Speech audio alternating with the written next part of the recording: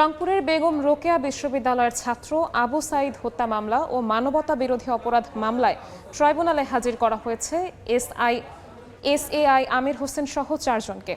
সকালে তাদের কারাগার থেকে ট্রাইব্যুনালে আনা হয়। এদিন আরও হাজির করা হয় কনস্টেবল সুজন চন্দ্র রায়, ছাত্রলীগ নেতা শফিকুল ইসলাম ও ইমরান হোসেনকে। এই মামলায় তদন্ত শেষ করতে না পারায় এরই মধ্যে সময় আবেদন করেছে প্রসিকিউশন। এছাড়া গাজীপুরের কোনাবাড়ি থানার পাশে কলেজ ছাত্র হৃদয়কে গুলি করে হত্যা মামলায় কোনাবাড়ি থানার সাবেক ভারপ্রাপ্ত কর্মকর্তা KM আশরাফুদ্দিন সহ 5 পুলিশ সদস্যকে ট্রাইব্যুনালে হাজির করা হয়। এই মামলায়ও তদন্ত শেষ করতে না পারায় সময় আবেদন করেছে প্রসিকিউশন।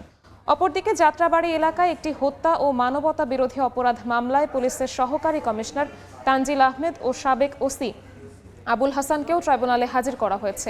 এই মামলায়ও তদন্ত শেষ করতে সময় চেয়েছে প্রসিকিউশন।